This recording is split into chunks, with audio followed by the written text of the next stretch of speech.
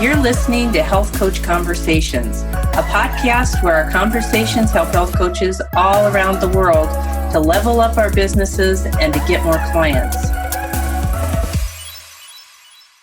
Today, I am with Dr. Richard DiCenso. He is a published author, international speaker, and complementary care expert. He has over 40 years of experience in treating the chronic symptoms of vicious cycle disorders, utilizing a series of caveats to interpret the results of his Matrix Assessment Profiler, MAP. With his extensive clinical experience, he's a groundbreaking thought leader in the emerging field of whole person rehabilitation. He has considerable background in human biochemistry and orthomolecular nutrition. Dr. DiCenso has helped thousands of individuals around the world with undiagnosable symptoms to dramatically improve their health without drugs or surgery. So let's talk about what you do. Why don't you tell us some of the outstanding things in your background and maybe credentials and things? Yeah. Shortly after undergraduate school at Ohio University, where I graduated with a Bachelor of Science, I developed an interest in health food and healthy things in general, and started taking part-time jobs in a health food store. And then shortly after that, I opened a health food restaurant and a health food store. And it was so enjoyable, I ended up opening a series of them. And I had just opened the third one in Camden, Maine, which was right at the exit for a bridge that people used to enter the state. And within a month of opening the new restaurant, a storm came in and took out the bridge. And so now there was absolutely no clientele for the restaurant. But one of the things I heard repeatedly over those couple of years was, wow, I really feel so good after eating here. What else can you do with this? And so I started looking into it. And now that the restaurant was down, I started looking at options, and I moved to California and started applying to professional schools. And while I was waiting for responses, I entered pre-med in California and took a job in a health food store, and got several opportunities offered to me from medical schools and what were considered at that time to be chiro-medical schools, which were conventional chiropractic schools that taught the conventional medical curriculum for the first 3 years. And then the fourth year was all about what are the alternatives to drugs and surgery. And most of it was supplements and natural techniques that could be used in terms of body work, in terms of psycho-emotional support, in terms of evaluations. And so I opted to go to one of the two chiro-medical schools in Los Angeles. And having, in my third year of the chiropractic curriculum, I went to acupuncture school at night and got my degree in acupuncture. And then during my internship at Cedars-Sinai in Beverly Hills, my very first patient, my very first day as an intern was Raquel Welsh. She had requested acupuncture, and I was the only person in the whole hospital that had any background in acupuncture. What a first client. That's exciting. So she kicked off a pretty incredible early career for me. Shortly after my internship, I entered the trauma rehabilitation program in San Diego at the Spine Research Institute. And then I entered a hospital in Houston, Texas, where I performed manipulation under anesthesia. And then shortly after that, I went into forensics and worked as a forensic examiner for 10 years in trauma cases. And this whole time that I was acquiring these additional credentials, I was observing something, and I didn't know I was really observing it. But the thing for me was, it's really interesting that regardless of what the symptoms are, depending on who you go to with those symptoms, is the opinion and the treatment that you're going to get. Right. And so I was seeing there were people with identical symptoms that were going to different people. Some were getting results and some weren't. And I was continually questioning this. And so when I finally opened my first practice. Actually, it was my second practice in 1985 in Massachusetts. I stumbled across some work in the literature from the 1800s and early 1900s having to do with what they called at that time the internal milieu or the biological environment. And the controversy at that point was between two people, Dr. Claude Barnard and Louis Pasteur. And Pasteur was saying all diseases are caused by pathogens. And Bernard was saying, no, wait a minute. That can't be the case. It has to be the environment in which those pathogens reside that causes imbalances, compromises, and deficiencies that cause or contribute to the development of diseases in individuals. And then, of course, I was always moved by the statement that I'll paraphrase that is allegedly reported to be from Hippocrates. And he said basically, look, it doesn't matter what the disease is, what the symptoms are, what the diagnosis is. What matters most is who the person is that's experiencing these symptoms. Right. And so I started to work with what was available in the literature at that point, and I opened a small lab in my office where I was testing urine and saliva as part of the biological environment. And I was developing treatment protocols based on what I was seeing in those environments. And there was really very little software available at that point, let alone computers. But over the next few years, I acquired some software suggestions from NASA and hired a software developer to develop software for me that would interpret blood findings based on the findings in the urine and the saliva. And now I had a portable lab where I could inject urine and saliva, and the software would predict the blood work for me. And so now I was able to look at the pH of the urine, the blood, and the saliva. I was able to look at what they call oxidative stress, which is basically free radicals versus antioxidants. And I was able to look at the nutrient density, primarily the mineral content in the biological fluids. And I started to be able to develop methodology for determining what in fact was causing the symptoms people were experiencing, as opposed to just randomly prescribing a treatment because I happen to have credentials in it, or I didn't, and I'd refer them to somebody who did. And it was kind of a crapshoot. It was just a random thing. And then I became so refined that over the years, my partner, who later became my wife, figured out a way to offer this as a mail order evaluation because of the ability to use the software to interpret blood. So I didn't need a blood draw anymore. And so that's when we began offering it in the virtual world. And that's when I started writing books about this. And that's also how I developed some of the caveats in the book, like, for instance, relative to what we've discussed so far, when all you have is a hammer, everything looks like a nail. And that was so true in not only conventional, but alternative medicine as well. Because I did study iridology. I did study, obviously, acupuncture. I did study nutrition. I went into orthomolecular nutrition during this period of time where we were using natural substances to mimic the effects of the pharmaceuticals to impact the pathways and the mechanisms associated with disease development within the biological matrix, which is why I call my program the Matrix Assessment Profile, because we're assessing the human matrix, which is far more than just the physical body. It's the physical body, it's the biochemistry, it's the psychological, the emotional, even the spiritual aspects of our day-to-day experiences. And that's what brought me to the point where I am today. Very good. Other than that, I do nothing. And we haven't even asked a question yet. Oh, sorry. You have a lot of interesting background, and it's funny going from making healthy food to being in so many different fields of medicine. Just to go back, you talked about people that don't know, you talked about anesthesia and manipulation. I specifically know what that means because I had a broken arm that wouldn't heal.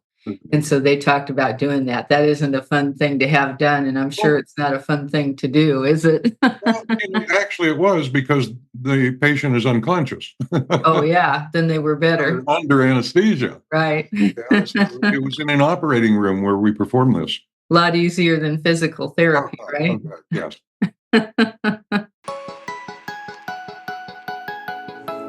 Join a community of dedicated health professionals at the Health Coach Group. Share knowledge, gain support, and grow your practice with like-minded individuals. Become a part of our community at thehealthcoachgroup.com.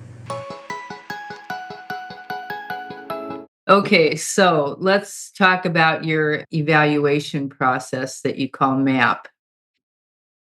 What is MAP? Okay.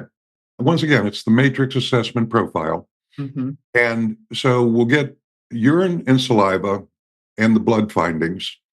And then looking at what the symptoms are, I acquire a history revolving around what I consider to be the core principles of a healthy lifestyle, intentional lifestyle that involves diet, it involves exercise, involves quality sleep, it involves adequate hydration, it involves stress management, and it involves specific supplementation.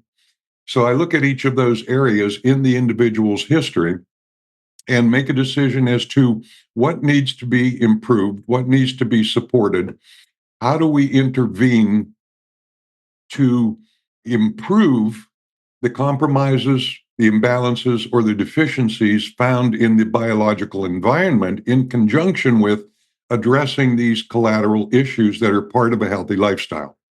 And then I make recommendations based on that evaluation. Well, you're the perfect person to be working with health coaches because health coaches are, I mean, they're into lifestyle management Yeah. and supporting a person through that. So if you can evaluate somebody in your MAP process and give them like the printout of what they need to improve or do, then they could do that with the help of a health coach, couldn't they? Yeah, no doubt. No doubt. That would be a big asset. How is this evaluation different from conventional assessments? One of the big ways it's different is I'm always asking why. And instead of a knee jerk response to conventional education relative to a symptom complex. So, in other words, if your symptom is high blood pressure, I'm asking why. If the symptom is pain, I'm asking the same question as a foundational springboard for initiating intervention directed at the why as opposed to the what. And so that makes it a lot easier from my perspective because it's like peeling an onion. And inevitably, we end up seeing things, hearing things, listening to things that we would have no way of knowing even existed if we didn't inquire about the diet, if we didn't inquire about the mindset, if we didn't inquire about the lifestyle that I just described, if we didn't inquire about who that person is, then it's a very superficial, conventional approach to managing symptoms at best. Right. Yeah, I see that every day too when we go to see doctors because I live a really healthy lifestyle and doctors don't believe you. Nobody eats like that and nobody does that, that kind of exercise and and a lot of doctors don't even ask you and you're sitting there with the doctor wondering how can they do a diagnosis or even a prescription if they don't know what you're taking or what you're eating or who else you're going to. So it sounds like what you've got here with your assessment is what really needs to be done. We already know what's involved in the evaluation because you told us. What information are you able to obtain with this assessment that maybe you haven't already told us about? Yeah, I'm a stickler for details because that's inevitably where the devil is. Mhm. And so I'm a little bit nitpicky about pursuing beyond what people share with me in an intake form or in a consult. And so again, I'll continually not only ask why, but I'll ask related questions about, okay, you just told me you're exercising 2 hours a week. What kind of exercise are you doing? Why are you doing that exercise? Do you follow a particular diet? And inevitably, I'll get, one of the popular diets, and they'll say, yeah, it's the keto diet, it's the carnivore diet, it's the Atkins diet, it's the whatever diet. And again, I'll start to ask why. And well, the person at the health food store told me this would be one of the best diets for me. For you, who? And why is it a best diet? And then one of the things that I want to get to in a minute, and I'll finish answering this question, is the last couple of decades that have emerged in the field of epigenetics above the gene, Mhm. which has been a real asset for me because it's part and parcel to what it is that I think about and what I do. And then with the information on the intake form, I even ask questions about their spiritual beliefs, about their religious beliefs, about their, obviously their diet, their supplements, their medications, and about their mindset, how they feel about themselves, how they feel about their relationships.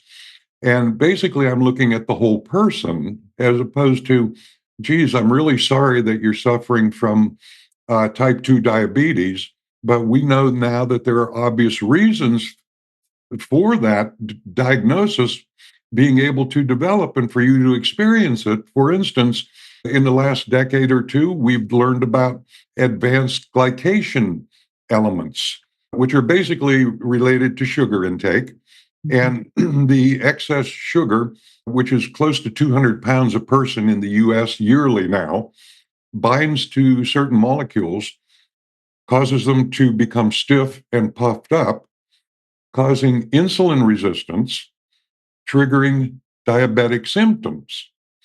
And so when you look at it from that perspective and you're peeling the layers of the onion back and you're looking at, okay, what are the fundamental, what's the big picture in terms of disease development in the human body? And it boils down to things like oxidative stress, more free radicals and antioxidants. It boils down to insulin resistance. It boils down to inflammation, which is a huge factor in the development of most diseases. And then we have metabolic syndrome, which is a complex involving multiple systems in the body that are compromised as a result of one or more of the other primary causes. And so once we've identified that, then we can more specifically and more accurately address the underlying causes with predictable outcomes in a predictable period of time.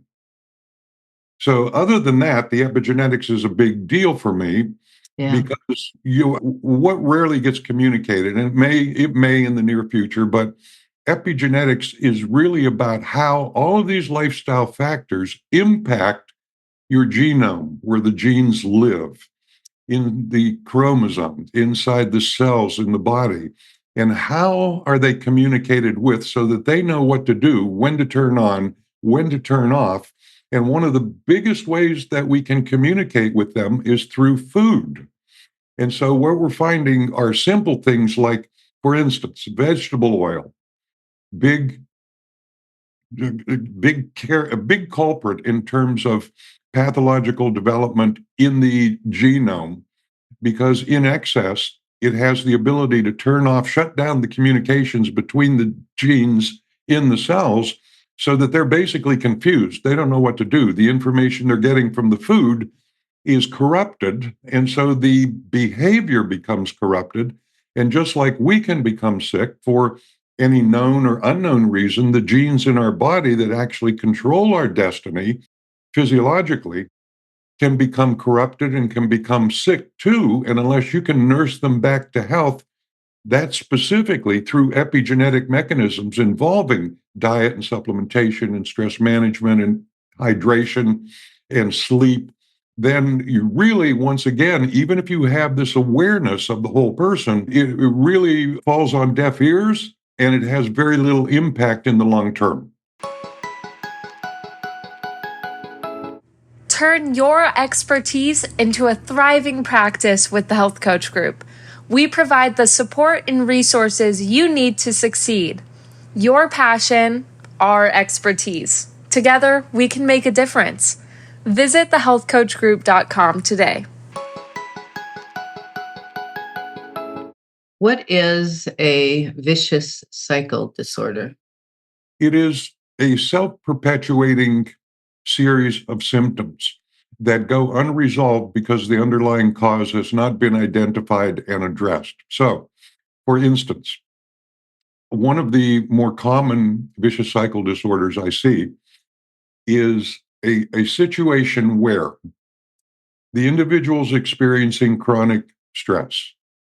In response to that chronic stress, the adrenal glands, which sit on top of the kidneys and are responsible for, in large part, responding to that stress via a pathway in the body called the HPA axis, the hypothalamic, the pituitary, and the adrenal axis, which is the main stress communication pathway in the body. So the adrenals, in response to this prolonged exposure to stress, are secreting cortisol.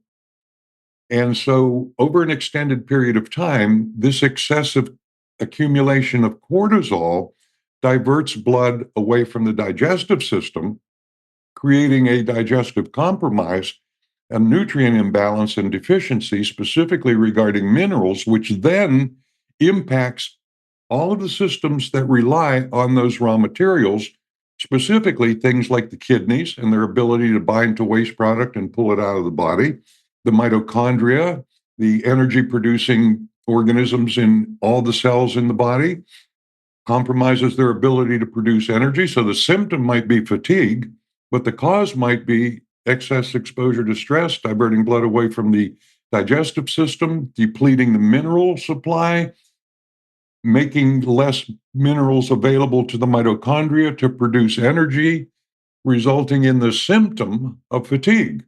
When in You made me reality, tired just listening to that. That's a lot. I'm sorry, but that's just Go ahead. That's very interesting. I knew you were going to say fatigue, though. well, yes, inevitably. And, but there are vicious cycle syndromes like that, depending on what pathways are involved and what for the reason for which those pathways are involved. And then as long as this goes unidentified, it progresses into additional symptom complexes. For instance, it's not unusual for the individual I just described to end up in the office of a GI doctor with symptoms of gastric distress and be diagnosed with either IBS or leaky gut syndrome, which is all caused by what I just described to you. It all started out as stress. Yes. Right? And then, in the recent past decade or two, we've realized that there's another pathway in the body called the gut-brain axis. So there's direct communication between the brain and the GI tract, specifically the microbiome, which all of the organisms responsible for creating vitamins and neurotransmitters and creating enzymes for digestion and absorption and utilization of nutrients reside, and thus the generic popularity of probiotics. But nonetheless, the appropriate probiotics have to be administered based on what the underlying cause of the microbiome disturbance is. And so one of the places to start with that is that there are two broad groups of bacteria in the GI tract, and they're called Bacteroidetes and Firmicutes. And you don't have to remember that. There's no test. But the imbalance between the two of them creates a substance called lipopolysaccharides, which can easily be tested for in a blood test. And the effect of the lipopolysaccharide is because the cell lining in the intestines is only one cell thick, it corrupts the integrity between those single cells in the intestines, allowing for undigested waste products, pathogens, toxins to leak back into the circulatory system and accumulate in various aspects of the body, overwhelming the body's ability to eliminate through the lymphatics and through the kidney and process it through the liver. But all of these things are seen in the report that I produce as a result of the matrix assessment profile. So in addition to the numbers in these various areas in blood, urine, and saliva, dealing with pH and oxidative stress and the mineral balances, we also have visuals that come with this report that show you where the stresses have accumulated, and they're color coded. So you can see the systems that are in green, the ones that are in yellow, the ones that are in red. And because of the relationships they have, it's much easier to identify what's causing what, as opposed to just shooting a random shotgun at the symptoms that a person comes in the door with. And in addition to the three colored charts, each of the charts is broken down into looking at the same thing in different ways and telling you to what degree the individual systems you see in yellow and red are actually compromised to the point where they need to be addressed more specifically. But other than that, I don't do anything. Okay, I have a question. So you've gone through this whole process and you find out that this person has this colitis or a GI problem that is caused initially from stress. Mhm. Now, if you try to solve the problem with steroids or even a food change, is that going to do you any good unless you deal with the stress? No. Or is it all fruitless? No, as in the case of the scenario that I just shared with you and the question that you just asked, I'll typically do three things initially. One is I will introduce something to neutralize the impact of the stress that exists, while at the same time offering some suggestions as to how to manage the stress once it's been identified. So identifying the source of the stress is key part of the process. Mhm. So I'll introduce something to support the stress system. I'll introduce something to support the digestive system, and I'll introduce a, a broad-based nutritional support for the nutrients that are most deficient, which are typically the minerals. And so I'll start out with those three things and then reevaluate within 3 weeks. And then typically we'll see a 50% improvement within 3 weeks. And then within 90 days, we'll see 75 to 90% improvement. And then it just becomes an issue of maintenance long term and manipulating the individual aspects of the healthy lifestyle. So the three things that you introduce, what can you give me examples of what that would be? Yeah. Now, I'll make two statements in regards to each of these because obviously the specific supplementation has to be specific. Mhm. So I typically work with pharmaceutical grade nutraceuticals, meaning that there's not something you can buy at GNC. So it has Our listeners will understand that because they're almost always all health coaches, doctors, nurses. oh, So everybody will know what the nutraceutical grade means. cool. All right. So I will pick from a variety of options available a specific enzyme formula. Mhm. And typically it'll be an enzyme formula that already contains a broad strain probiotic as the initial support. And then I'll introduce a broad spectrum mineral supplement. And at the same time, depending on the age, the sex, the degree of the symptom expression, the length of time that they've been experiencing, will in large part dictate how aggressive I have to be in addressing the HPA axis specifically, or just the adrenals in the initial phase, which I more typically do, because to address the adrenal mechanism from the HPA axis without addressing the source of the stress is really going to do very little in the initial phases to decompress the effects on the adrenal glands. So I typically go in and support the adrenals with a specific group of nutraceuticals that typically will involve things like a high B complex, a vitamin C, perhaps an ashwagandha, perhaps EGCG.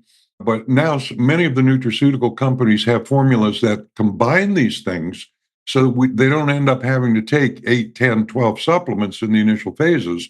We can usually get by with 3 to 6 supplements over the first 30 days. And then between 30 days and 90 days, we can typically consolidate down to 3 to 6 supplements. And then in the maintenance phase, we typically have 1 to 3 supplements. Now that the diet's been addressed, the stress has been addressed, they're exercising, they're drinking water, they're sleeping better. So I don't address any of those corrupted symptoms that are related to the underlying cause in the initial phase. For instance, it's not unusual for the person that we're talking about to have a sleep disorder in addition to fatigue. Mm-hmm. And we know the consequences of compromised sleep, and I'm sure all of you and your folks know about that. And so addressing that as an individual issue right out of the gate is really a waste of time and money. So I tend to be more basic. I try to lay a foundation that we can build on. I establish communication with the individual. They have my email, they have my phone, and I'm in constant contact with them throughout this entire process. And then, of course, I have a membership community that if they want to, they can join. And every week I do an hour-long call for the members. I do a weekly audio for the members. I do weekly videos for the members. And I offer discounts on a lot of the products that we have created, including follow-up maps. So, for instance, instead of spending $260 or $360 on a map and a map with a consult, the members can do it for $150. And, they pay a monthly fee. They cancel whenever they want to, but they have much more access to me than the average person in the general public.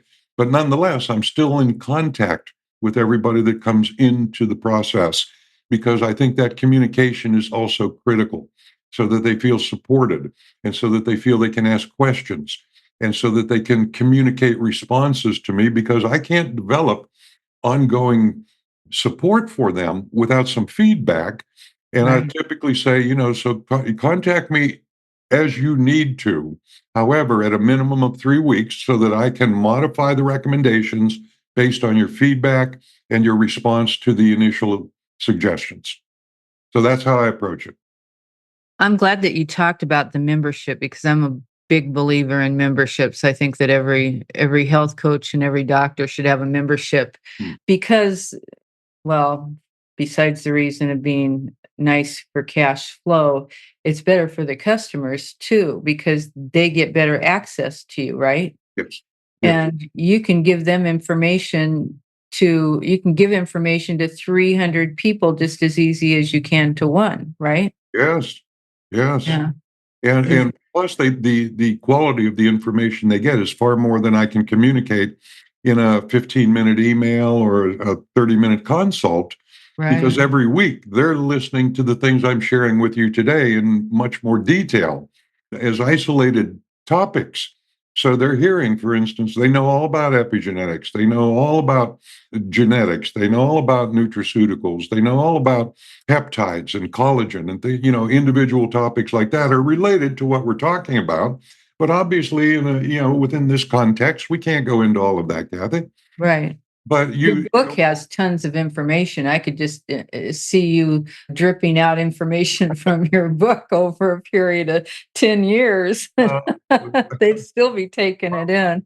I'm still learning. I've only been doing this 50 years. Okay, so could we get your website and information on how to get a hold of you so we can put that underneath this podcast? Yeah, it's all lowercase and it's one word. Okay. My matrix, MATRIX, map, MAP, mymatrixmap.com. Okay, we're going to put that on there too. And that way, anybody who wants to get a hold of you or see what you have to offer can find that there. Thank you so much for being here with me today. We're very interesting to talk to. Thanks for the opportunity. I really appreciate you and everything that you do. Thanks for listening to the show. If you liked what you heard, please give us a 5-star rating or review on iTunes.